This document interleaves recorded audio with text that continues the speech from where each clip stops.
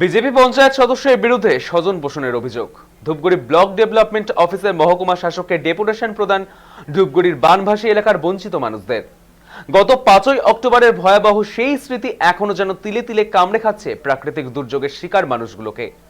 আচমকা জলঢাকা নদীর জলস্ফীতি বেড়ে গিয়ে জলপাইগুড়ি জেলার ধূপগুড়ি ব্লকের হোগলাপাতা সহ একাধিক গ্রামকে একেবারে ধ্বংসস্তূপে পরিণত করে দিয়েছে উত্তরবঙ্গের সেই ভয়াবহ বন্যা। তারপর প্রায় 2 মাস কেটে গেল। একাধিক প্রতিশ্রুতি, একের পর এক নেতা মন্ত্রীদের পদধূলি। বানভাসী এই মানুষগুলোর পাশে দাঁড়ানোর একের পর এক সরকারি সুযোগ সুবিধার কথা আজ যেন ফিকে হয়ে গিয়েছে। রাজ্যের মুখ্যমন্ত্রী মমতা বন্দ্যোপাধ্যায়ের নির্দেশে ক্ষতিগ্রস্ত পরিবারদের হাতে আর্থিক সহায়তার চেক তুলে দেওয়া, এমনকি জলের তলায় ভেসে যাওয়া বাড়িঘর পুনরায় নির্মাণ করে দেওয়ার এক কর্মযজ্ঞ গত সপ্তাহ থেকে শুরু হয়েছে এই হোগলাপাতা এলাকায়। কিন্তু গ্রামের প্রায় 30 থেকে 40টি পরিবার সরকারি সুযোগ সুবিধা থেকে বঞ্চিত। স্থানীয় বিজেপি পঞ্চায়েত সদস্য ক্ষতিপূরণের ঘর পাইয়ে দেওয়ার সার্ভের কাজে নিজেদের দলীয় রং দেখে তথ্য তুলে ব্লক অফিসে পাঠিয়েছে বলে অভিযোগ। আর এতেই বঞ্চিত হয়ে পড়েছেন বাস্তবে ক্ষতিগ্রস্ত পরিবারগুলি। একাধিকবার স্থানীয় প্রধানকে জানিয়ে সুরাহা না হয় এবার ধূপগুড়ি সমষ্টি উন্নয়ন আধিকারিকের অফিসের বন্যা কবলিত এই মানুষগুলি জমায়েত করেছেন। ব্লক সমষ্টি উন্নয়ন আধিকারিকের দ্বারা ধূপগুড়ি মহকুমা শাসককে ডেপুটেশন প্রদান করলেন তারা। দ্রুত পদক্ষেপ নেওয়ার আর্জি জানানো হয়েছে এই ডেপুটেশনে। স্বজন পোষণের অভিযোগ। নমস্কার, আপনারা দেখছেন পাবলিক টিভি বাংলা। আমরা এই মুহূর্তে একবার লাইভে এলাম।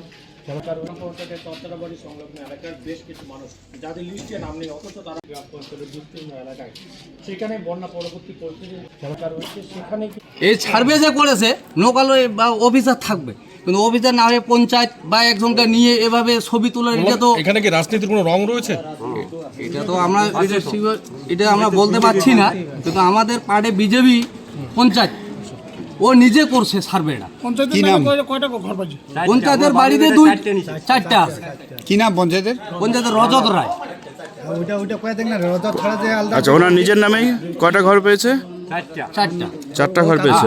অথচ যাদের বাড়িতে বন্যা যায় নাই, অথচ তাদের বাড়িতে 3-4টা করে গেছে। কি বন্যায় কতটা ক্ষতি হয়েছিল আপনার? বন্যা আমার ঘরে জল ঢুকিছে, রান্না করে খেতে পারি না। যেগুলো বাড়ি রান্না ঘর জল ঢুকি নাই, ওগুলো ঘর পাইছে, টাকা পাইছে। আপনি পান নাই? আমি পাই নাই, আমার মনে ঢুকেই নেই। সরকারি লোক গেছিল বাড়ি সার্ভে করতে? আচ্ছা তো, হ্যাঁ, হ্যাঁ? পঞ্চায়েত দেখছে। হ্যাঁ। আচ্ছা, হ্যাঁ, লিস্টে নাম নাই আপনার? লিস্টে কাজই নেই। ওখানে জমা দিছি, আছে কি নাই তো আমি জানি না। বুঝতে পারছি। বাড়িতে আর কে কে আছে আপনার? আমার ছেলে আছে, আমার বউ আছে, আমি আছি। আমার সমস্যা হচ্ছে বন্যার ত্রাণ যে হলো এই প্লাবিত মানে এলাকার, মানে ফার্স্টে রায়পাড়ার দক্ষিণ সাইডে আমার বাড়ি। হ্যাঁ, ওইখান থেকে প্রায় 3টে বাড়ি বাদ দিয়ে সার্ভে হয়েছে। আমার বাড়ি সার্ভে হয়েছে, অথচ কিন্তু নামের লিস্ট নেই। হ্যাঁ, টাকা পাইছেন? না, পাইনি, টাকা পাই নাই।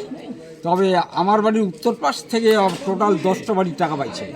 তারপরে দেখা যায় আরও ওদিকে 5টা বাড়ির টাকা পায়নি। তাদের কি ক্ষতি হয়েছিল? অবশ্যই, যেহেতু প্লাবিত এলাকা, অবশ্যই ক্ষতি হয়েছে। এবার আপনাদের কতটা ক্ষতি হয়েছিল? বাড়িঘরের কি অবস্থা? যথেষ্ট ক্ষতি হয়েছে। বাড়িঘরের কি অবস্থা আছে এখন? বাড়িঘরে মানে রান্নাঘর ভেঙে গেছে, চারিবেড়া সব নষ্ট হয়ে গেছে। এই অবস্থায় আছি বর্তমান। ব্যাপার কারণ হচ্ছে পঞ্চায়েত লিস্ট করছে, এখন নাম যে কী কারণে সে তা তো বলতে পারবো না।